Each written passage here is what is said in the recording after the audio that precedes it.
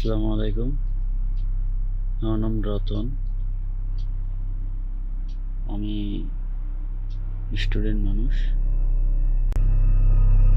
তো আমার এক বন্ধু আছে, ওর নাম হচ্ছে সজীব। তো আজকে আমি আমার বন্ধু সজীবের একটা পরিবারের ঘটে যাওয়া ভয়ঙ্কর ঘটনা আপনাদের সাথে শেয়ার করতে যাচ্ছি। তো 2021 সাল, আমরা তখন এসএসসি পরীক্ষা দেব। তো আমার বন্ধু সজীবের বাসায় আমি যাইতাম। সজীব আমার বাসায় আসতো। তো আমরা দুজন খুব ভালো বন্ধু ছিলাম, একদম বেস্ট ফ্রেন্ড। তো ওর পারিবারিক কোনো সমস্যা হলে আমাকে বলতো, আমার কোনো পারিবারিক সমস্যা হলে আমি ওকে বলতাম। তো এরকম ওরা মাঝে মধ্যে ফোন দিয়ে যদি বলি যে বন্ধু, আমাদের এলাকায় একটা অনুষ্ঠান হচ্ছে, ব্যান্ড পার্টি, তুই চলে আয়। এখন তো স্কুল কোচিং কোনো কিচ্ছু নাই। তো আমার বন্ধু সজীব শুধু এই কথাটাই বলতো যে বন্ধু, আমি যাইতে পারবো না, আমার বাবা অসুস্থ। আবার কখনো যদি ফ্রি সময় যদি ওকে ডাকতাম, ও শুধু বলতো যে বন্ধু, আমার মা অসুস্থ। তো এইভাবে ওটা একদিন বললাম আমি দেখা করে যে বন্ধু, তোরে ফোন দিলে তুই শুধু বলিস তোর মা অসুস্থ, তোর বাবা অসুস্থ, ঘটনাটা কি? তোর তো এরকম আগে ছিল না, তুই তো আগে আমার সঙ্গে অল টাইম সময় দিছিস। তো আমার বন্ধু বলতেছে যে বন্ধু, এই বিষয়টা আমিও বুঝতেছি না। এক সপ্তাহ মা অসুস্থ থাকলে আর এক সপ্তাহ বাবা অসুস্থ। তো আমি বললাম যে তোর আর মনে হয় ভালো করে ডাক্তারের চিকিৎসা দিচ্ছিস না। তখন আমার বন্ধু সজীব বললো যে বন্ধু, আমার খালুই একজন এমবিবিএস ডক্টর। তো ওনার পরামর্শেই তো আমরা চিকিৎসা করতেছি, কিন্তু কোনোভাবে তো সমাধান হচ্ছে না। তো তারপরে কিছুদিন যাওয়ার পর ও একদিন হুট করে আমাকে ফোন দিয়ে কান্নাকাটি করতেছে। আমার বন্ধু বলতেছে বন্ধু, আমি ঢাকায় আছি, আমার বাবাকে নিয়ে আসছি, আমার বাবা খুব অসুস্থ, আমার 20,000 টাকার মতো দরকার, তুই তোর বাবাকে বলে দেখ একটু ম্যানেজ করে দিতে পারিস কিনা। তো আমি বললাম বন্ধু, ঠিক আছে, আমি আমার বাবাকে বলতেছি, আমার কাছে 5,000 টাকার মতো আছে, আমি বিকাশ করে টাকা পাঠিয়ে দিচ্ছি। তো ওর বড় বোন ছিল, ওর বিয়ে হয়ে গেছে। তো আমি ওর বড় বোনের বিকাশে ফোনে টাকা পাঠিয়ে দিলাম 20,000 টাকা। আব্বুকে বললাম এরকম আমার সজীব বন্ধু বাবা অসুস্থ, টাকা চাচ্ছে, ওরা আব্বু দিল। তো ঘন্টাখানেক পর হুট করে আমার আরেকজন বন্ধু আমাকে ফোন দিয়ে বলতেছে যে সজীবের বাবা খুবই অসুস্থ, শুনছিলে? তো বললাম হ্যাঁ, এই একটু আগে তো টাকা পাঠায়, ওর বাবাকে নাকি ঢাকায় নিয়ে গেছে। পরে আমাকে বলতেছে যে ওর বাবা তো মারা গেছে। তো আমি তো অবাক, কিরে, টাকাটা এক ঘন্টা আগেই পাঠালাম, ওর মারা গেল। তো আমি কি করব, আমার সজীব বন্ধুকে ফোন দিলাম, তো ফোনটা উঠাইলো না। পরে আমি ওর আপুকেও ফোন দিলাম, উঠাইলো না। তো আমি কি করব এখন বুঝতেছি না। তো আমি বাসায় এসে বললাম যে আমার আব্বুকে বললাম, আম্মুকে বললাম যে আমি আমার বন্ধুর এরকম বাবা মারা গেছে, আমার ঢাকায় যাওয়া লাগবে। তো ও আমাকে বলল যে যে ঠিক আছে, তুই একটা সিএনজি ধরে তোর বন্ধুর বাসায় খুবই তাড়াতাড়ি যা। তো আমি বাড়ির থেকে কিছু টাকা পয়সা নিয়ে আমার বন্ধুর বাসায় চলে গেলাম। গিয়ে দেখি ওর বাবাকে নিয়ে আসা হয়েছে। তো তারপর আমি আমার বন্ধুর কাছে গেলাম, যে ওরা একটু সান্ত্বনা দিলাম যে কি করবি, কারো বাবা মায়ের পৃথিবীতে বেশ চিরদিন বেঁচে থাকে না। তো যাই হোক, তার পরের দিন 10টার সময় ওর বাবাকে মাটি দিল। তারপর আমি চলে আসলাম। তারপরে একটা মৃত মানুষের জন্য যা যা করার লাগে, 5 দিন 7 দিন 10 দিন 11 দিন এগুলো করে না গ্রাম অঞ্চলে, ঠিক সেরকম এই শহরেও আর কি আমাদের একটু দোয়া খায়ের করে নেয়। তো ওই রকম ওর বাবার 40 দিন যেদিন শেষ একটা মোনাজাত করে মৃত মানুষের জন্য, ঠিক সেই দিন হঠাৎ করে ওর মা অসুস্থ হয়ে পড়ল। ওই অসুস্থতার কারণে একদম কি বলবো, চোখের সামনে একটা মানুষ হুট করে পড়ে, তাকে বিছানায় নেওয়া হলো, তাকে পানি হালকা কিছু খাওয়ানো হলো। কিছু পানি খাওয়ার পরে আর কিচ্ছু খাইলো না। ঘন্টাখানিক শ্বাস প্রশ্বাস তার একটু চললো, চলানোর পর তার আর হুঁশ নাই, নিঃশ্বাস নাই। পরে ওই সেই ডাক্তারকে নিয়ে আসা হলো। সেই ডাক্তার এসে তাকে মৃত ঘোষণা করল। তো এটা শুনে তো বাড়ির সবাই আমরা আতঙ্কিত হয়ে গেলাম, যে অসুস্থতা ছিল ঠিক আছে, কিন্তু হঠাৎ করে পড়েই মারা গেল। তো ওই মৃত্যুর উপরে তো কারো হাত নাই, তো কি আর করার। তো যাই হোক, এইভাবে ওর মাকে মাটি দিয়ে আসার পরে আমার বন্ধু সজীব তো একা বাসায়। তো ও পড়াশোনার জন্যে মেসে থাকতে হয়।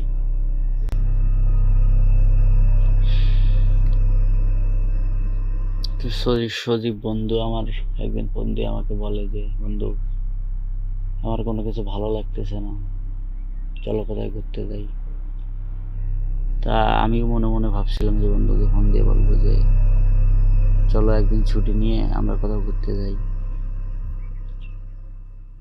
তো ওটা নিয়ে আমি ঘুরতে গেলাম। তো আমরা ঘোরাঘুরি করে আনন্দ ফুর্তি করে রাতে আবার বাসায় চলে আসলাম। ও মেসে গেল, আমি বাসায় আসলাম। তো তারপরের দিন হঠাৎ করে ও আমাকে ফোন দিয়ে বলতেছে, বন্ধু আমার শরীরে অনেক জ্বর, কালকে মনে হয় একটু বাইরে বাতাস লাগছে, এই জন্য অনেক জ্বর। তো বললাম ঠিক আছে, তুই খুব তাড়াতাড়ি ডাক্তার কাছে পরামর্শ নিয়ে ওষুধ খা, অ্যান্টিবায়োটিক খা, ঠিক হয়ে যাবে। তো আবার 2-3 দিন পর আমাকে ফোন দিয়ে দিয়েছে যে বন্ধু আমার তো জ্বর থামতেছে না। তো আমি বললাম যে বন্ধু আমার একটা জিনিস সন্দেহ হয়, তোকে আসলে প্রথমে বলি নাই, তুই যেন কি মনে করিস। আমি একটু তোর ফ্যামিলি সম্পর্কেও জানতাম, যে তোরা আসলে জিন ভূতে সেরকম বিশ্বাস করিস না। তো আমার কেন জানি সন্দেহ হয়, আঙ্কেলের মৃত্যুটা হঠাৎ আর আন্টির মৃত্যুটা চোখের সামনে হয়ে গেল। আবার তোর জ্বর, মাথা ব্যথা, এগুলো সমস্যা তুই বলতেইছিস কিছু না কিছু সমস্যা। তোর বাবা মা মারা গেল, তোর আবার জ্বর ছাড়তেছে না। তো আমার কেন জানি মনে হয় বন্ধু, তোদের কোন এক তান্ত্রিকের কাছে যাওয়া দরকার। তো আমার বন্ধু বলল যে বন্ধু তুই এগুলো কি বলতেছিস, আমরা কেন তান্ত্রিকের কাছে যাব? আমি বললাম, দেখ বন্ধু, অবহেলা করে হয়তো বাবা মাকে হারিয়ে ফেলেছিস, এখন কি তুই তোর জীবনটাও শেষ করবি? আমি অনেক কষ্ট করে ওরা বোঝাইলাম যে এগুলো ডাক্তারি চিকিৎসায় হবে না, চল আমার কাছে একটা পরিচিত তান্ত্রিক আছে। আমি আগেই সন্দেহ করছিলাম, তোকে বলতে পারি নাই, এই জন্য আমি দুঃখিত বন্ধু, কিন্তু তুই অন্তপক্ষে তোর নিজের জন্য চল। তো আমরা একটা দিন তারিখ ঠিক করলাম। তো আমার আবার এক বড় ভাইয়ের সাথে ওই তান্ত্রিকের খুব ভালো সম্পর্ক, আমি তার কাছ থেকে ওই তান্ত্রিকের ফোন নাম্বারটা নিলাম। নিয়ে আমি ফোন দিয়ে বললাম যে আঙ্কেল, ওনাকে তো হুজুর বলা লাগে। তো বললাম, হুজুর, যে এরকম আমার এক বন্ধুর এরকম সমস্যা। তো তান্ত্রিক আমাকে বললো, তোমার বন্ধুকে নিয়ে তুমি মঙ্গলবারের দিন ঠিক 12টার পরে আমার এখানে আসবা। তো আমি আমার বড় ভাইয়ের কাছ থেকে ঠিকানা নিলাম, সবকিছু নিয়ে বন্ধুকে নিয়ে চলে গেলাম। তো জায়গাটার নাম বলতে পারতেছি না, কারণ জায়গাটা আমি নিজেও কখনো কোনোদিন নামও শুনিনি, আবার যাইও নি, বা কেউ আমাকে কোনোদিন বলেও না এরকম একটা জায়গা আছে। শহর থেকে হঠাৎ করে হাঁটতে হাঁটতে হুট করে আমরা কিছু বস্তির মতো জায়গায় ঢুকে পড়লাম। তারপরে কিছু গাছপালা, একটা জঙ্গল, সেই জঙ্গলটা মানে একটা ছোট গলির মতো রাস্তা, সেই রাস্তাটা বের হয়ে দেখলাম একটা অন্ধকার, মানে মানে চারপাশে শুধু জঙ্গল গাছ, একটা মন্দিরের মতো একটা ঘর। তো আমরা ওখানে যাওয়ার আগে একটা আমাদের থেকে 10 বছর সিনিয়র একজন ব্যক্তির সাথে আমাদের দেখা হলো। আমরা সালাম দিলাম। তো আমরা বললাম যে আমরা ঢাকা থেকে এসেছি, আমরা রঘুতান্ত্রিকের সঙ্গে দেখা করতে চাই। তখন আমাদেরকে বললো যে তোমরা এখানে দাঁড়াও, আমি আসতেছি। তারপর ওই মন্দিরের ভিতরে ঢুকলো ওই লোকটা, ঢুকে 2 মিনিট পর বের হয়ে এসে বললো যে তোমরা এখানে বসো। বাইরে বারান্দায় আমাদের বসতে দিল, আমরা বসলাম। আমার বন্ধু তো অনেক ভয় পাচ্ছে, ও নার্ভাস। তো ওকে একটু বললাম, বন্ধু সমস্যা নেই, আমরা আগে দেখি যে যদি কোনো কারণে কোনো সমস্যা হয়ে থাকে, তোরা যদি কালো জাদুর শিকার হয়ে থাকিস, যেহেতু আমরা রঘুতান্ত্রিকের কাছে আইছি, আমি শুনছি যে উনি অনেক ভালো একজন তান্ত্রিক, রঘুতান্ত্রিক, তো সমস্যা নেই, আগে আমরা পরীক্ষা করে দেখি। তারপর আমাদেরকে ভেতরে ডাকা হলো। তো আমাকে একটা টুল দেওয়া হলো, আমি তুলে বসলাম। ওকে একটা যে জায়নামাজ, তুই একটা সিএনজি ধরে তোর বন্ধুর বাসায় খুবই তাড়াতাড়ি যা। তো আমি বাড়ির থেকে কিছু টাকা পয়সা নিয়ে আমার বন্ধুর বাসায় চলে গেলাম, গিয়ে দেখি ওর বাবাকে নিয়ে আসা হয়েছে। তো তারপর আমি আমার বন্ধুর কাছে গেলাম, যে ওরা একটু সান্ত্বনা দিলাম যে কি করবি, কারো বাবা মায়ের পৃথিবীতে চিরদিন বেঁচে থাকে না।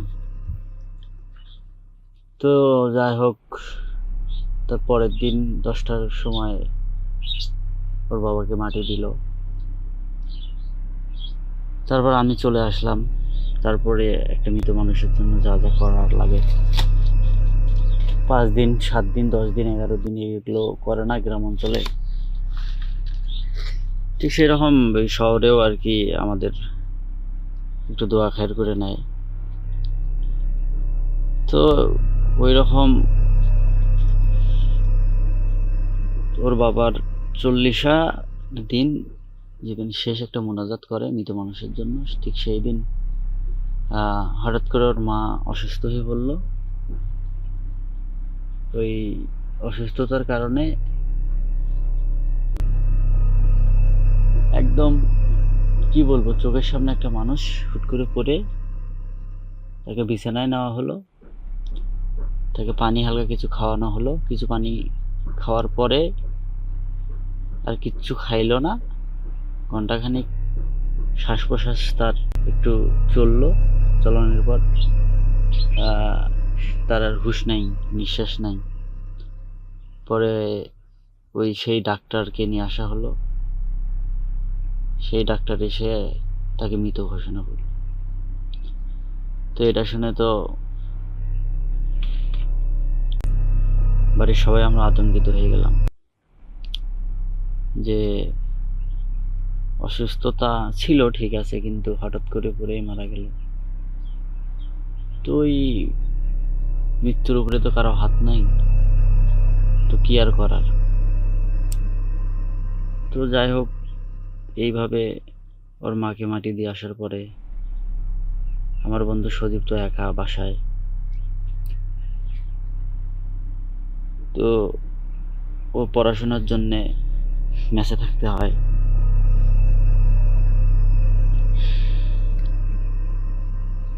তো সজীব বন্ধু আমার একদিন ফোন দিয়ে আমাকে বলে যে, বন্ধু আমার কোনো কিছু ভালো লাগতেছে না, চলো কোথায় ঘুরতে যাই। তা আমিও মনে মনে ভাবছিলাম যে বন্ধুকে ফোন দিয়ে বলবো যে চলো একদিন ছুটি নিয়ে আমরা কোথাও ঘুরতে যাই। তো ওটা নিয়ে আমি ঘুরতে গেলাম। তো আমরা ঘোরাঘুরি করে আনন্দ ফুর্তি করে রাতে আবার বাসায় চলে আসলাম। ও মেসে গেল, আমি বাসায় আসলাম। তো তারপরের দিন হঠাৎ করে ও আমাকে ফোন দিয়ে বলতেছে, বন্ধু আমার শরীরে অনেক জ্বর, কালকে মনে হয় একটু বাইরে বাতাস লাগছে, এই জন্য অনেক জ্বর। তো বললাম ঠিক আছে, তুই খুব তাড়াতাড়ি ডাক্তার কাছে পরামর্শ নিয়ে ওষুধ খা, অ্যান্টিবায়োটিক খা, ঠিক হয়ে যাবে। তো আবার 2-3 দিন পর আমাকে ফোন দিয়ে দিয়েছে যে বন্ধু আমার তো জ্বর থামতেছে না। তো আমি বললাম যে বন্ধু আমার একটা জিনিস সন্দেহ হয়, তোকে আসলে প্রথমে বলি নাই, তুই যেন কি মনে করিস। আমি একটু তোর ফ্যামিলি সম্পর্কেও জানতাম যে তোরা আসলে জিন ভূতে সেরকম বিশ্বাস করিস না। তো আমার কেন যেন সন্দেহ হয় আঙ্কেলের মৃত্যুটা হঠাৎ আর আন্টির মৃত্যুটা চোখের সামনে হয়ে গেল, আবার তোর জ্বর, মাথা ব্যথা, এগুলো সমস্যা তুই বলতেইছিস কিছু না কিছু সমস্যা। তোর বাবা মা মারা গেল, তোর আবার জ্বর ছাড়তেছে না। তো আমার কেন জানি মনে হয় বন্ধু তোদের কোন এক তান্ত্রিকের কাছে যাওয়া দরকার। তো আমার বন্ধু বলল যে বন্ধু তুই এগুলো কি বলতেছিস, আমরা কেন তান্ত্রিকের কাছে যাব? আমি বললাম, দেখ বন্ধু, অবহেলা করে হয়তো বাবা মাকে হারিয়ে ফেলেছিস, এখন কি তুই তোর জীবনটাও শেষ করবি? আমি অনেক কষ্ট করে ওরা বোঝাইলাম যে এগুলো ডাক্তারি চিকিৎসায় হবে না, চল আমার কাছে একটা পরিচিত তান্ত্রিক আছে।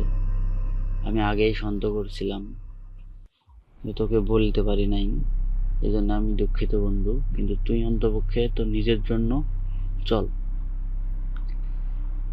তো আমরা একটা দিন তারিখ ঠিক করলাম। তো আমার আবার এক বড় ভাইয়ের সাথে ওই তান্ত্রিকের খুব ভালো সম্পর্ক, আমি তার কাছ থেকে ওই তান্ত্রিকের ফোন নাম্বারটা নিয়ে আমি ফোন দিয়ে বললাম যে আঙ্কেল, ওনাকে তো হুজুর বলা লাগে। তো বললাম, হুজুর যে এরকম আমার এক বন্ধুর এরকম সমস্যা। তো তান্ত্রিক আমাকে বললো, তোমার বন্ধুকে নিয়ে তুমি মঙ্গলবারের দিন ঠিক 12টার পরে আমার এখানে আসবা। তো আমি আমার বড় ভাইয়ের কাছ থেকে ঠিকানা নিলাম, সবকিছু নিয়ে বন্ধুকে নিয়ে চলে গেলাম। তো জায়গাটার নাম বলতে পারতেছি না, কারণ জায়গাটা আমি নিজেও কখনো কোনোদিন নামও শুনিনি, আবার যাইও নি, বা কেউ আমাকে কোনোদিন বলেও না এরকম একটা জায়গা আছে। শহর থেকে হঠাৎ করে হাঁটতে হাঁটতে হুট করে আমরা কিছু বস্তির মতো জায়গায় ঢুকে পড়লাম।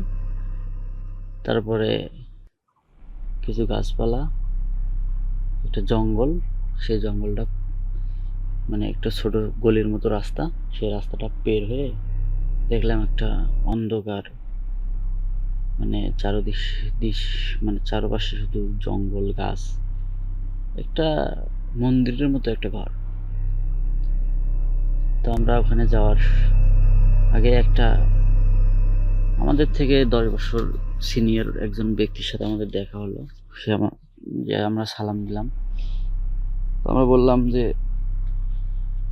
আমরা ঢাকা থেকে এসেছি, আমরা রঘুতান্ত্রিকের সঙ্গে দেখা করতে চাই। তখন আমাদেরকে বললো যে তোমরা এখানে দাঁড়াও, আমি আসতেছি। তারপর ওই মন্দিরের ভিতরে ঢুকলো ওই লোকটা, ঢুকে 2 মিনিট পর বের হয়ে এসে বললো যে তোমরা এখানে বসো। বাইরে বারান্দায় আমাদের বসতে দিল, আমরা বসলাম। আমার বন্ধু তো অনেক ভয় পাচ্ছে, ও নার্ভাস। তো ওকে একটু বললাম, বন্ধু সমস্যা নেই, আমরা আগে দেখি যে যদি কোনো কারণে কোনো সমস্যা হয়ে থাকে, তোরা যদি কালো জাদুর শিকার হয়ে থাকিস, যেহেতু আমরা রঘুতান্ত্রিকের কাছে আইছি, আমি শুনছি যে উনি অনেক ভালো একজন তান্ত্রিক, রঘুতান্ত্রিক, তো সমস্যা নেই, আগে আমরা পরীক্ষা করে দেখি। তারপর আমাদেরকে ভেতরে ডাকা হলো। তো আমাকে একটা টুল দেওয়া হলো, আমি তুলে বসলাম। ওকে একটা যে জায়নামাজে বসার পর আমার বন্ধুর চারপাশে একটা সাদা গোল দাগ দিল। ওই সাদা গোল দাগের উপরে আবার একটা কালো গোল দাগ দিল। তো দেওয়ার পর আমার বন্ধুকে বললো তুমি হাত দুটো মুষ্টি করে রাখো।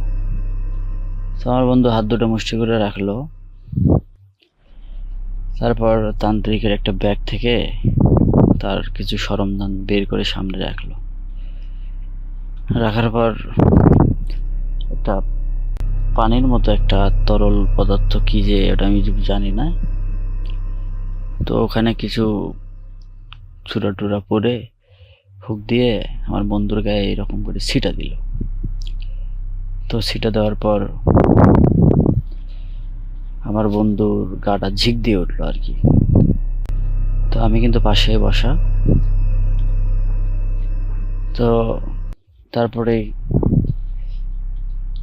আমি জানি না এগুলো মৃত মানুষের হাড় নাকি রেডিমেড প্লাস্টিকের বানানো হাড়। তো যাই হোক, তান্ত্রিকের সব কাজ করা শুরু করলো তান্ত্রিকের মতো। তো আমার বন্ধুর শরীরে যখন একটা কালো জিরার মতো যখন আমার বন্ধুর শরীরে ছিটানো শুরু করলো, আমার বন্ধু ওখানে মানে কাঁপতে কাঁপতে পড়ে গেল, বসা অবস্থায় পড়ে গেল। কিন্তু ও ছটফট করতেছে, কিন্তু ওই যে দাগটা দিছে ওই দাগের বাইরে যেতে পারতেছে না।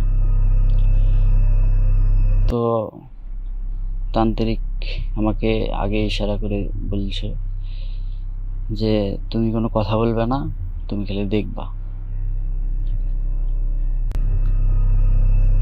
তারপরে তান্ত্রিকের কাজ তান্ত্রিক করতেইছে, ওগুলো তো আমি বুঝতেছি না, ঝাড় ভুক হাবিজাবি। তো এইরকম 2-3 মিনিট পর আমার বন্ধু হুট করে আবার আগের মতো বসলো। বসার পর তান্ত্রিকের 2জন সহকারী লোক আছে তান্ত্রিকের, তারা এসে আমার বন্ধুকে ওখান থেকে উঠাইয়া আর একটা চেয়ারে নিয়ে গিয়ে বসায়া এটা আবার একটা পানি ছিটে দিল। দেওয়ার পর বন্ধু আমার মানে স্বাভাবিক। তো একটু ক্লান্ত হয়ে গেছে। আমি বললাম যে বন্ধু সমস্যা নেই, সাহস রাখ, কিছু হবে না। তারপর আমার বন্ধুকে নিয়ে বাইরে চলে আসলাম, পানি টানি, তারপরে একটু হালকা পাতলা আমরা কিছু খাবার আমাদেরকে দিল, ফল টল আমরা খাইলাম। তো তারপরে তান্ত্রিক আমাদেরকে আর একটা রুমে নিয়ে গেল। নিয়ে গিয়ে তান্ত্রিক বলা শুরু করেছে যে আমার বন্ধুর বাবা মারা গেছে, মা মারা গেছে, আমার বন্ধুর পরিবারকে কালো জাদু করা হয়েছে। তো এই কথা শোনার পর আমার বন্ধু তো কান্নাকাটি করা শুরু করে দিছে। তো তান্ত্রিক বলতেছে যে কান্নাকাটি করা যাবে না, চুপ থাকো, তুমি যদি আমার কাছে না আসতে তাহলে 1 মাসের মধ্যে হয়তো বা তুমিও মারা যেতে। তো আমি বললাম তান্ত্রিককে, তান্ত্রিক সাহেব, আমরা তো ছোট মানুষ, ওইভাবে বুঝতে পারি নাই। আমি আমার ঘটনাটা আমার বড় ভাইকে বলছিলাম, আমার বড় ভাই আপনার কথা বলছিল, তাই নিয়ে যাচ্ছি। তো তান্ত্রিক বলল তোমার বন্ধু তো কালো জাদু বিশ্বাস করে না। তো বললাম যে তান্ত্রিক সাহেব, এটা স্বাভাবিক, কারণ অনেক মানুষই আছে কালো জাদু বিশ্বাস করে না, কিন্তু এখন আমার বন্ধুকে পরিবারকে যে কালো জাদু করা হয়েছে, এখান থেকে মুক্তি পাওয়ার উপায় কি? তো তান্ত্রিক বলল যে সমস্যা নাই, কালো জাদুটা অনেক মর্মান্তিক এবং কঠিনভাবে করা হয়েছে। কালো জাদু মৃত মানুষের কাপড়, মৃত মানুষের চুল, তাদের নিজের লোকের মধ্যেই এই কালো জাদুটা করা হয়েছে, যাতে আমার বন্ধুর পরিবারকে ধ্বংস করা হয়। তা আমার তান্ত্রিক আমাকে বলল যে তোমাদের কালকে আর একবার আসা লাগবে, তোমরা আজকে চলে যাও, আর তুমি এই রাতটা তোমার বন্ধুর সাথে থাকবা, ঘরে লাইট জ্বলায় থাকবা, ঘরের মধ্যে আগুন জ্বালায় রাখবা, হেরিকেনের মধ্যে আগুন জ্বালায়া ঘুমাবা। তো আমি বললাম যে তান্ত্রিক সাহেব, আমরা তো বাসায় যাব, আমাদের তো 2-3টা গাড়ি চেঞ্জ করা লাগে, তো এই রোডে আমাদের কোনো সমস্যা হবে না? তো কয় না, সে ব্যবস্থা আমি এখান থেকে করতেছি। তো তোমাদেরকে যে কালো জাদু করা হয়েছে, তো এটা জিনেদের যে সর্দার, শয়তান জিনের যে সর্দার থাকে, সেই সর্দারকে ডাকে নিয়ে আসার পরে তার পরিবারকে কালো জাদু করা হয়েছে। তো সেই সর্দার অনেক ভয়ঙ্কর। তো তোমরা বাসায় চলে যাও, কোনো সমস্যা হবে না, আমি এতটুকু কাজ এখান থেকে করে দিচ্ছি।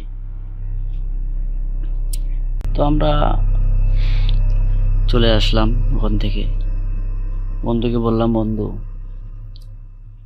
যা ক্ষতি হওয়ার হয়ে গেছে, তো এখন নিজেকে বেঁচে থাকতে হবে, তো তুই এত টেনশন করিস না, চল, কালকে তো তান্ত্রিক আমাদের আসতেই বললো। তো আমরা বাসায় এসে সেই দিন বাইরে যাইনি, বাসায় গোসল টোসল করে রাতে আমরা 2 বন্ধু একই রুমে তান্ত্রিক যেভাবে বলছে ওইভাবেই ঘুমাইছি। তো ঘুমানোর আগে আমি তান্ত্রিককে একটা ফোন দিয়েছিলাম যে আসলে কোনো সমস্যা হবে কিনা, আমারও ওই সময় অনেক ভয় লাগা শুরু হয়েছিল। তো তান্ত্রিক আমার ফোনটা ধরে নাই, তো আমি আর অতটা তাকে ফোন দেই নাই, কারণ উনি তো তান্ত্রিক মানুষ, অনেক কাজে ব্যস্ত থাকে। তো তারপর সেই সারা রাত আমি ঘুমাতে পারি নাই, আমার বন্ধুও ঘুমাতে পারে নাই। তো পরের দিন সকালে আবার আমরা ঠিক 12টার পর গুগল ম্যাপ দেখে আবার ওই তান্ত্রিকের মন্দিরে যাই। তো যাওয়ার পর তান্ত্রিক আমাদেরকে বলে যে এখন তোমার বন্ধুকে ওই রুমে রেখে আসো। তো আমি একটা রুমে রাখি আসি। আমার বন্ধু তো অনেক ভয় পাচ্ছিল। বন্ধুকে বললাম যে দেখ বন্ধু, এগুলো সমাধান করতে গেলে একটু সাহস নিতে হবে। পরে আমার বন্ধুকে ভেতরে ওর শরীরের মধ্যে যে কালো জাদু করা ছিল, সেই কালো জাদুর বিষটা তুলে ফেললো। তুলে ফেলার পর কিছু ওষুধপাতি দিল, যে এতদিনে যে ওর রক্ত চুষে খেয়েছে বা ওর ক্ষতিগুলো হয়েছে তার যত পূরণ হয়, এই জন্য কিছু ওষুধপাতি দিল রঘুতান্ত্রিক।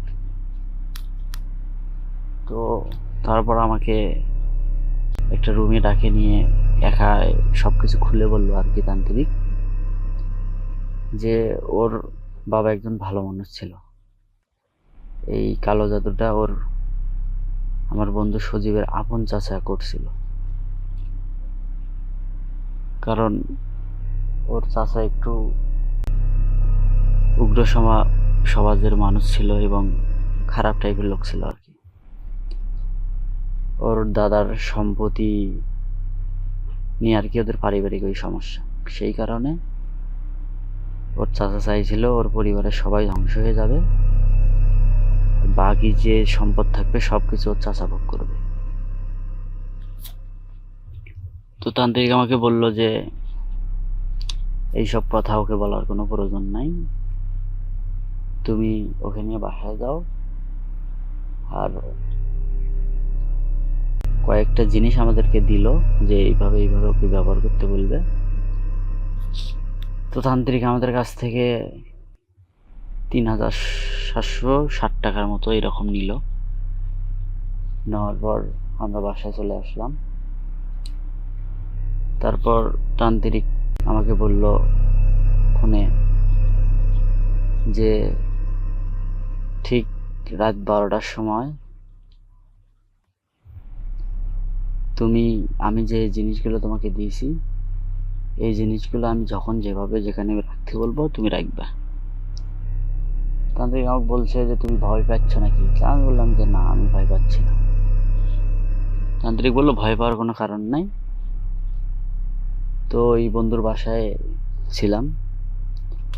তো 12টার সময় তান্ত্রিক আমাকে ফোন দিয়ে বললো যে তুমি 4টা কঞ্চির মতো আর কি আমায়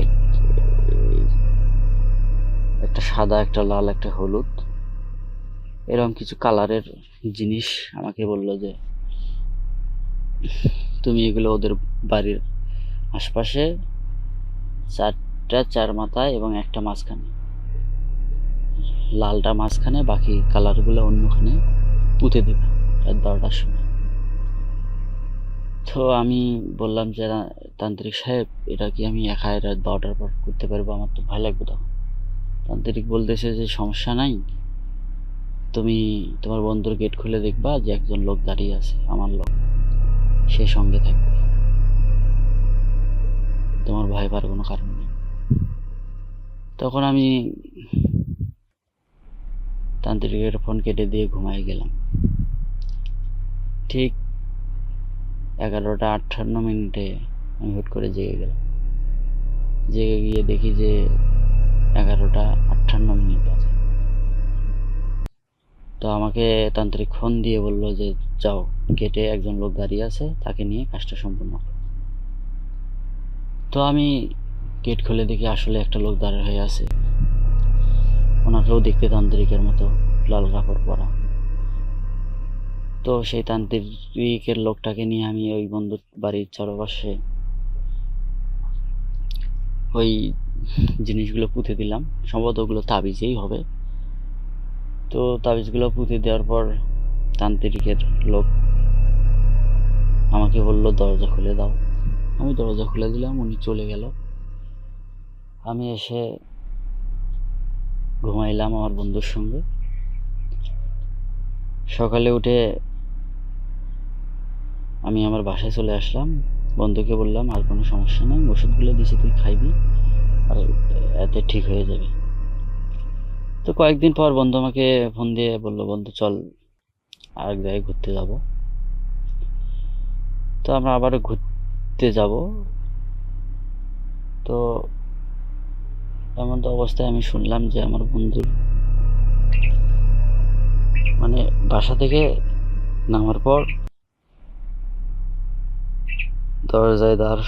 দরজায় পা পিছলে পড়ে গিয়ে ওর পায়ে একটা আঘাত পাইছে।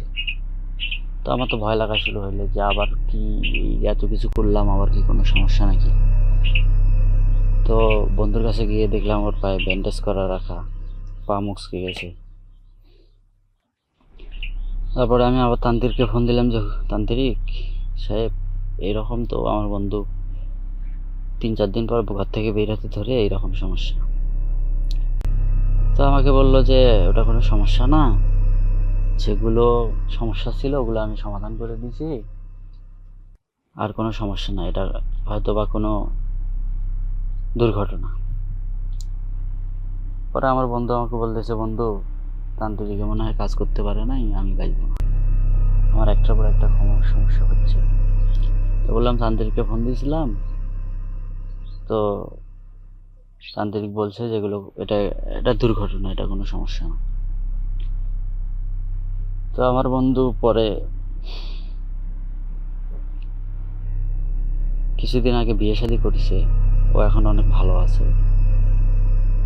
তো আমার নিজের দেখা বা নিজে রিসার্চ করা যে আসলে কালো জাদু কতটা ভয়ঙ্কর হতে পারে, এটা আমি আমার বন্ধুকে দিয়ে এবং আমি রিসার্চ করেও দেখছি যে কালো জাদু আসলে একটা ভয়ঙ্কর জিনিস। গভীর রাত, ঘড়ির কাঁটা ঠিক 3টা ছুঁই ছুঁই। বাইরে গভীর রাত, ঘড়ির কাঁটা ঠিক 3টা ছুঁই ছুঁই। বাইরে হালকা কুয়াশা, দূরে কোথাও শেয়ালের ডাক, আর মাঝে মধ্যে কুকুরের অদ্ভুত চিৎকার, যেন কিছু একটা তারা দেখতে পাচ্ছে কিন্তু মানুষ পাচ্ছে না। আমার নাম রাকিব। আজ আমি আপনাদের এমন একটা ঘটনা বলতে যাচ্ছি যা আমার জীবনের সবচেয়ে ভয়ঙ্কর অভিজ্ঞতা। ঘটনাটা ঘটে 2018 সালের দিকে আমার গ্রামে। আমাবস্যার শুরুটা ছিল একদম সাধারণ।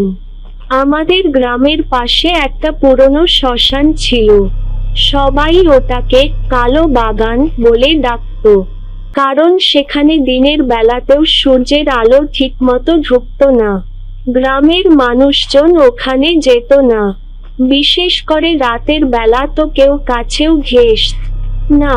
কিন্তু একদিন গ্রামে হঠাৎ একজন তান্ত্রিক আসে।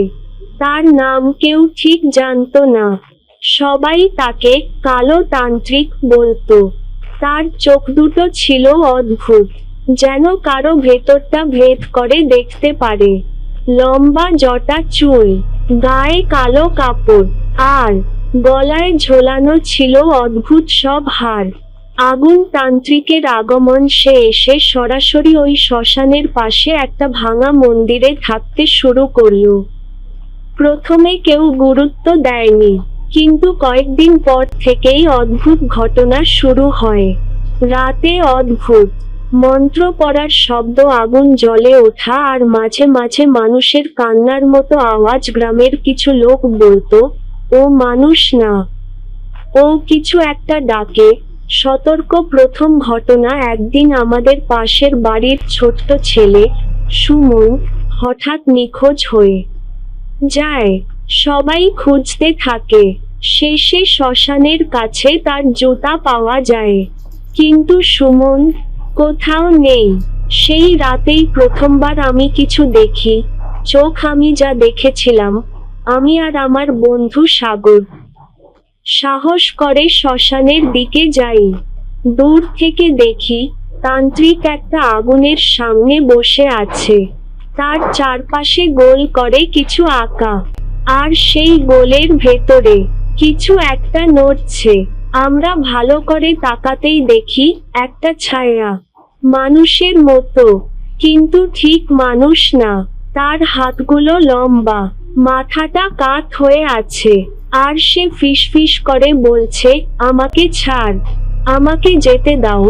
আমার শরীর ঠান্ডা হয়ে যায়। মোমবাতি ভয়ঙ্কর সত্য। পরের দিন গ্রামের এক বয়স্ক লোক জানায়, এই তান্ত্রিক নাকি আত্মা বন্দি করে শক্তি নেয়। সে নাকি মানুষের আত্মা ধরে রেখে তাদের দিয়ে কাজ করায়, আর সেই শক্তি দিয়ে সে আরো শক্তিশালী হয়। খুলি দ্বিতীয় ঘটনা। এক রাতে আমার নিজের বড় ভাই হঠাৎ অদ্ভুত আচরণ শুরু করে। সে চুপচাপ বসে থাকে, কাউকে কিছু বলে না, কিন্তু মাঝে মধ্যে তার মুখ দিয়ে অন্য কারো গলা বের হয়। ও আমাকে ডেকেছে, আমি এসেছি। আমরা ভয় পেয়ে যাই। ওঝা ডাকা হয়, কিন্তু কিছুতেই কাজ হয় না। আগুন তান্ত্রিকের আসল রূপ। আমি সিদ্ধান্ত নিই, এই রহস্য আমাকে বের করতেই হবে। এক রাতে আমি একাই যাই ওই শ্মশানে। চাঁদের আলো নেই, পুরো অন্ধকার। দূরে আগুনের আলো দেখতে পাই। ধীরে ধীরে এগিয়ে যাই, আর যা দেখি তা আমি জীবনে ভুলতে পারবো না। ভয়ে চিৎকার করা মুখ, চূড়ান্ত ভয়ঙ্কর দৃশ্য। তান্ত্রিক দাঁড়িয়ে আছে, তার চারপাশে 5-6টা ছায়া, সবগুলো মানুষের মতো, কিন্তু মুখ নেই। আর মাঝখানে একটা কালো গর্ত, সেই গর্ত থেকে ধোঁয়া বের হচ্ছে। তান্ত্রিক চিৎকার করে বলছে, আরো শক্তি চাই, আরো আত্মা চাই। হঠাৎ সে আমার দিকে তাকায়, তার চোখ পুরো লাল। সে বলে, তুই এসে গেছিস, তোর জন্যই অপেক্ষা করছিলাম। এক ফোঁটা রক্ত পালানোর চেষ্টা। আমি দৌড় দেই, কিন্তু পেছনে থেকে কেউ আমার পা ধরে ফেলে। নিচে তাকিয়ে দেখি একটা হাত মাটি থেকে বের হয়ে আমার পা চেপে ধরেছে। আমি চিৎকার করি। আমাবস্যা শেষ মুহূর্ত। হঠাৎ দূর থেকে আজানের শব্দ ভেসে আসে। সবকিছু কাঁপতে শুরু করে, ছায়াগুলো চিৎকার করতে থাকে। তান্ত্রিক রেগে গিয়ে আগুনে কিছু ছুঁড়ে ফেলে, আর মুহূর্তেই সব অদৃশ্য হয়ে যায়। কফিন পরিণতি। পরের দিন গ্রামের লোকজন মিলে ওই জায়গায় যায়। দেখে মন্দির ভেঙে পড়েছে, তান্ত্রিক নেই, কিন্তু মাটির নিচে পাওয়া যায় অনেকগুলো হাড় আর কিছু অদ্ভুত চিহ্ন।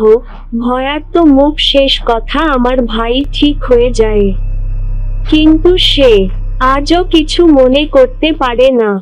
আর আমি আজও মাঝে মাঝে রাতে শুনি, আমি এখনো আছি, আমি ফিরে আসবো।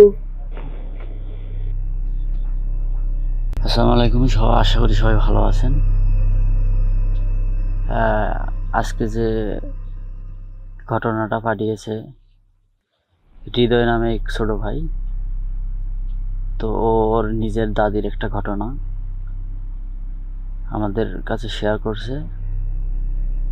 আশা করি ঘটনাটা আপনাদেরকে নতুন কিছু শেখার এবং নতুন কিছু অভিজ্ঞতার সম্মুখীন করবে। তো আমরা দেরি না করে গল্পে চলে যাই। হৃদয় লিখে পাঠিয়েছে, আসসালামু আলাইকুম ভাই। ওয়ালাইকুম আসসালাম। আশা করি আমার গল্পটা পড়বেন। হ্যাঁ, অবশ্যই তোমার গল্পটা পড়ব। তো আমি মোহাম্মদ হৃদয়। তো আমরা গল্পে চলে যাচ্ছি। হৃদয় যেভাবে গল্পটা লিখে পাঠিয়েছে আমি সেইভাবে পড়ার চেষ্টা করতেছি। তো হৃদয়ের দাদি অনেক সুন্দরী ছিল আর কি। তো হৃদয়ের দাদির বিয়ে হয়েছিল 12 বছর বয়সে। তো আজ থেকে 50-70 বছর আগে বা 100 বছর আগে তো মেয়েদেরকে 12 থেকে 13 বছরের মধ্যে বিয়ে শাদী দেওয়া হতো। তো হৃদয়ের দাদা বিয়ে করে আনার পর একটা সন্তান হৃদয়ের দাদির পেটে আসে। তো সন্তানটার বয়স যখন 4 মাস থেকে 5 মাস হয়, তো সন্তানটা ওই হৃদয়ের দাদির পেটেই মারা যায়। তো এইভাবে 1টা 2টা 3টা এইভাবে 4-5টার মতো আর কি হৃদয়ের দাদির সন্তান মারা যায় পেটে। তো ওই সময় হৃদয়ের দাদা কি করে, সে বুঝতে পারে যে কোনো সমস্যা আছে।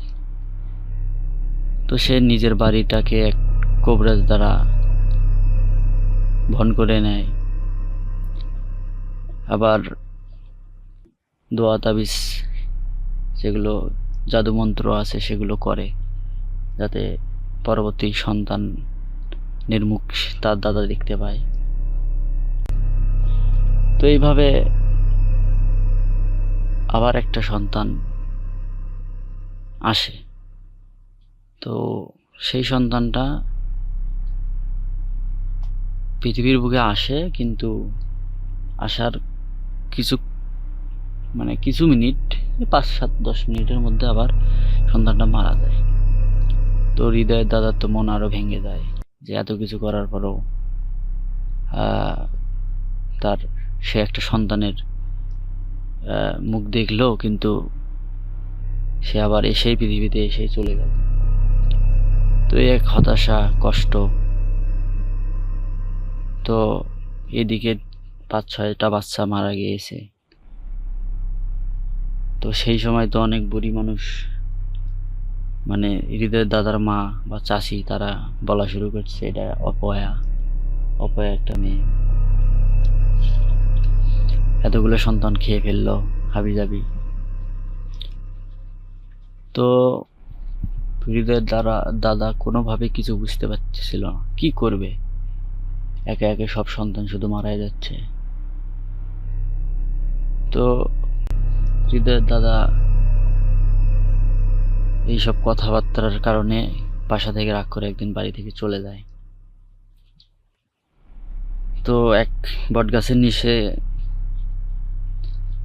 বসে রেস্ট নিচ্ছিল। ওই সময় কিন্তু এত বাড়ি, এত কিছু, এত মানুষও ছিল না। তো ওই হৃদয়ের দাদা রাগ করে তার বোনের বাসায় চলে যায়। তার বোনের বাসায় ফিরে তার বাড়ির থেকে না হলেও 20 থেকে 25 কিলোমিটারের মতো দূরত্বে। তো এক বট গাছের নিচে তা ওই হৃদয়ের দাদা বসে রেস্ট নেয়। তো এমন সময় ওখানে রেস্ট নিতে ঘুমিয়ে পড়ে আর কি, বসে থাকা অবস্থায়। তো হুট করে একটা লোক এসে তাকে সালাম দেয়। তো তার ঘুম ভেঙে যায়। সে ঘুম ভেঙে যাওয়ার পর উঠে সালামের জবাব দেয়। দেওয়ার পর সেই লোকটা চুলদাড়ি হালকা পাকছে, হালকা পাকে নাই, এরকম একটা মধ্যবিত্ত বয়স্কের লোক তার সামনে দাঁড়িয়ে। তো হৃদয়ের দাদা জিজ্ঞাসা করলো যে কে আপনি? তো ওই লোকটা বলল যে আমি একজন মুসাফির মানুষ। তো উনি বলল, ও তো এখানে রেস্ট করার জন্য আসলেন বটের গাছের নিচে? তো বলল যে না, আমি আসলাম তো সমস্যা সমাধান করার জন্য। তো হৃদয়ের দাদা তো অবাক যে আমার সমস্যা ইনি কেমনে জানে, আবার সমাধানও করতে যাচ্ছে। তখন হৃদয়ের দাদা বলল যে হ্যাঁ, আমি তো সমস্যার কারণে বাড়ি থেকে বের হয়ে গেছি। আমি চিন্তা করছি যে আমার বোনের বাসায় যা থাকবো, বাড়িতে আমার ভাল লাগে না। তখন সেই লোক আমাকে বলল যে যে দেখ পাগলা, তুই তো হতাশ হয়ে যাচ্ছিস, হতাশ হওয়া যাবে না। তুই যাকে বিয়ে করছিস তার নাম কি? তখন আমার ওই দাদা বলল যে আমার বইয়ের নাম এইটা। তো নাম বলার পর বললো যে দেখ, তোর বেগমের সাথে একটা জিন বসবাস করত। তোর বউ যখন তার মায়ের পেটে ছিল, ঠিক তখন থেকে নিয়ে একটা জিন তোর বউয়ের প্রেমে পড়ে। তো এই কথা শোনার পর তো হৃদয়ের দাদা অবাক হয়ে গেছে যে এটা আবার কি ধরনের কথা। ওই সময় তো মানুষের ধারণা অত কিছু ছিল না, জিন ভূত বা এত কিছু মানুষ জানতো না এক কথায়। তো হৃদয়ের দাদাকে বলে যে তুই যখন ওর মানে ওই মেয়েটা হৃদয়ের দাদিকে যখন বিয়ে করে, তখন ওই জিনের মনটা ভেঙে যায়। ওই মুসাফির লোকটা বলে যে তুই যখন ওই মেয়েটাকে বিয়ে করিস, ঠিক তার কিছুদিনের মধ্যে যে জিনটা তোর বেগমের সাথে ছিল, সেই জিনটা তোকে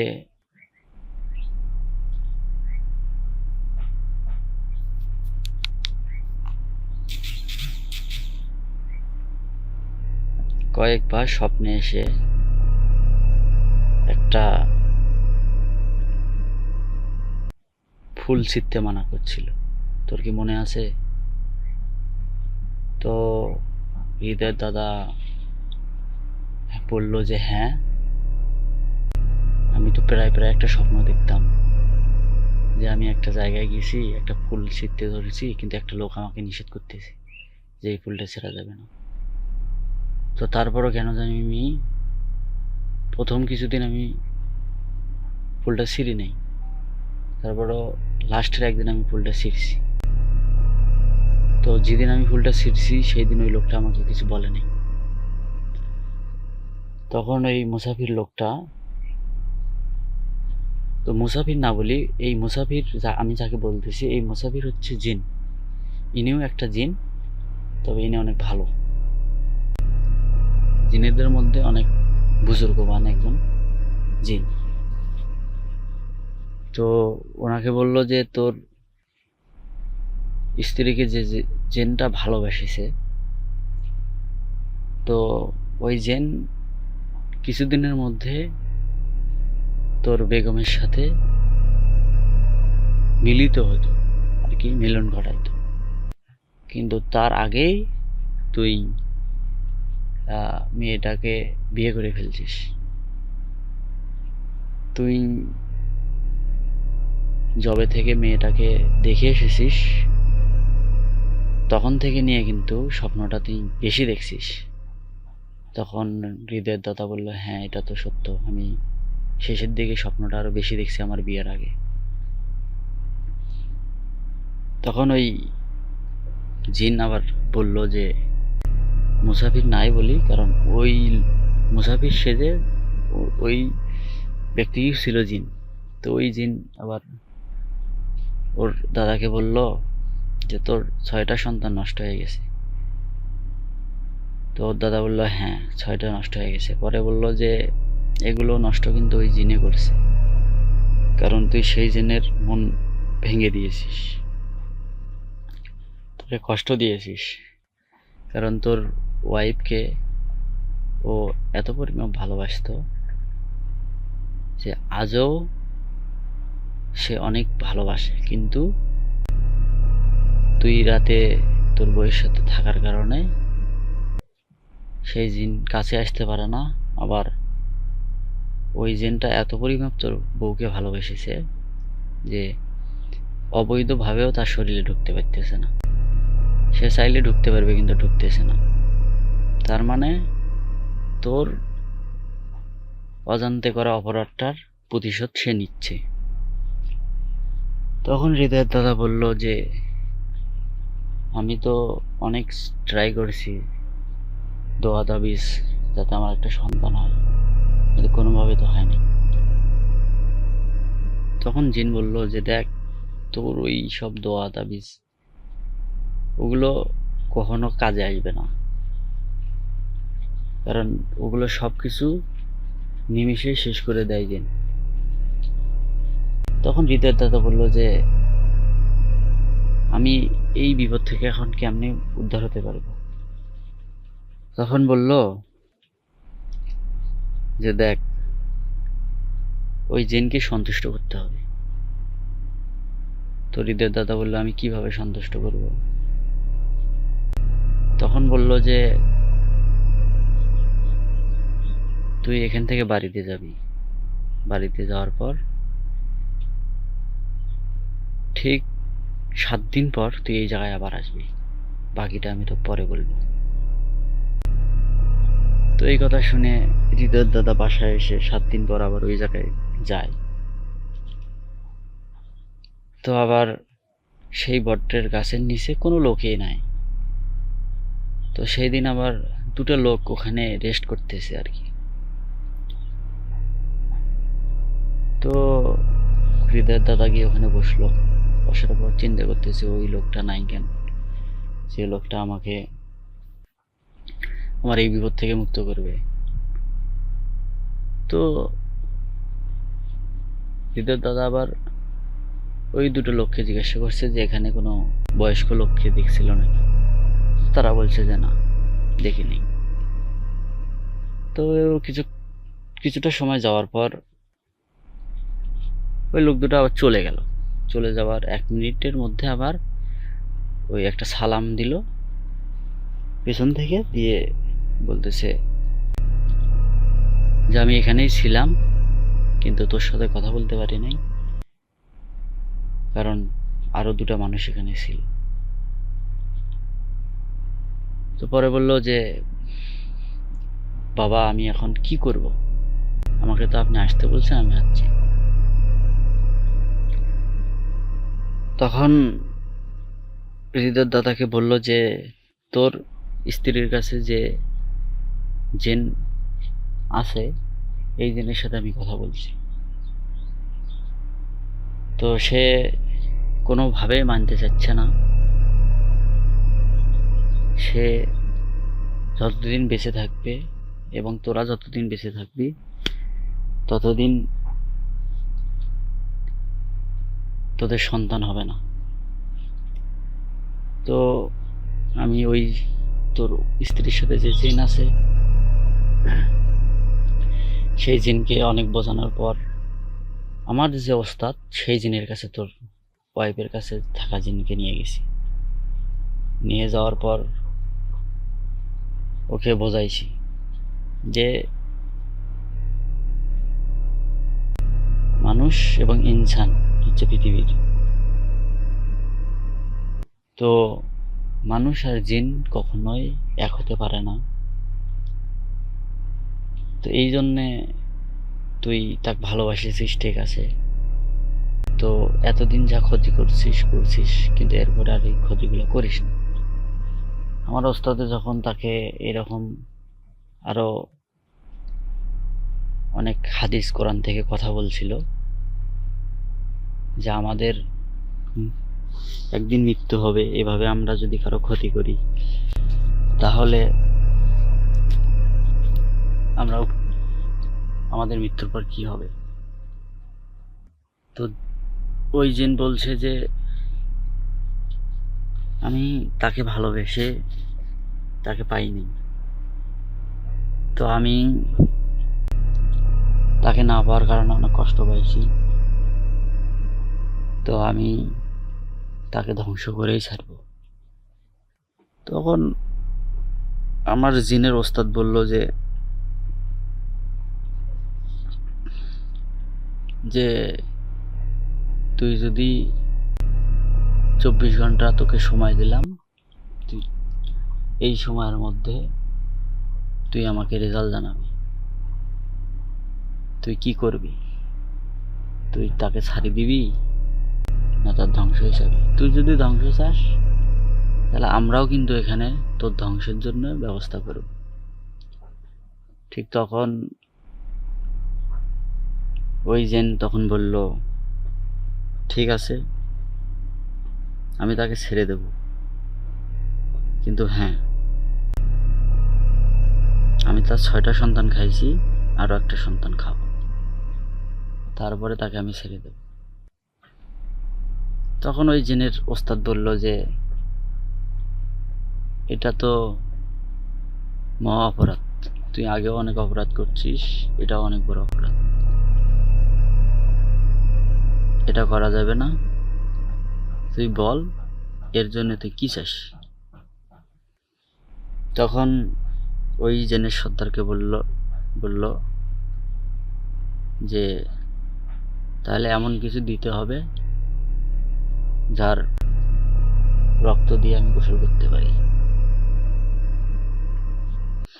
তখন বলল যে তোকে 7টা খাসি কোরবানি দেব তোর জন্য, তুই সেই খাসির রক্ত দিয়ে গোসল করে নিস আর চিরদিনের জন্য ওদের জীবন থেকে সরে যাস। তখন এই জেন রাজি হলো। তো এই ঘটনাটা হৃদের দাদাকে ওই মুসাফির সেজে যে জেন সে বলতেছে। তারপর বলল যে তুমি বাসায় যাও, 7টা খাসি জবাই দাও, এই 7টা খাসির মাংস দিয়ে তুমি তোমার এলাকার লোকজনকে খাও।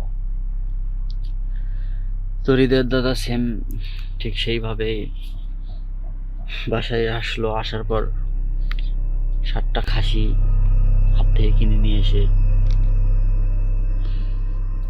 কোরবানি করে দিল। তো এটা একটা শর্ত দিয়েছিল, সেটা হচ্ছে কোরবানি করতে হবে রাতের 12টার সময় এবং অন্ধকারে করতে হবে কোরবানি, এবং এই রক্ত মধ্যে পানিও দেওয়া যাবে না এবং সেই রক্ত মাটি চাপাও রাখা যাবে না। তো ঠিক সেইভাবে হৃদয়ের দাদা রাত 12টার দিকে তার ভাই ব্রাদার সবাইকে নিয়ে 7টা খাসির বলি দেয়। 7টা খাসির বলি দেওয়ার পর যখন খাসিগুলোর শরীর থেকে রক্ত বের হয়ে যায়, তো তারপরে খাসিগুলোকে সাইড করে অন্য জায়গায় নিয়ে যেয়ে তার মাংসটা বের করে নেওয়া হয়। তো যাই হোক, পরের দিন তো তাদের বাড়িতে একটা আয়োজন, অনেক মানুষকে দাওয়াত করেছে, খাওয়া দাওয়া। তো পরের দিন সকালে হৃদের দাদা ওই যেখানে খাসি বলি দেওয়া হয়েছিল সেখানে এসে দেখে একটি রক্তও নেই। তারপরে উনি তো বুঝতে পারছে যে এখানে রক্ত নেই কেন। তো যারা সাথে ছিল বলি দেওয়ার সময় তারা এটা গবেষণা করা শুরু করে দিয়েছে যে কি রে, কালকে এখানে যে 7টা বলি দিলাম খাসি, একটারও গায়ে রক্ত নেই, এখানে এই রক্তগুলো কে খাইলো? কেউ বলতেছে হয়তো বা শিয়াল এসে খাইছে, কেউ বলতেছে কুকুরে খেয়ে শেষ করছে। কয় কুকুর শিয়াল খেলেও তো একটু হলেও মানে মাটিতে থাকবে আর কি, বোঝা যাবে। তো হৃদয়ের দাদা তো কোনো কথাবার্তা বলে না, কারণ এগুলো তো বলা যাবে না। তো তারপর 1 বছর পর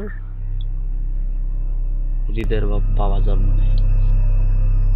তারপর হৃদয়ের কাকু জন্ম নেয় এবং তারপরে হৃদয়ের একমাত্র আন্টি জন্ম নেয়।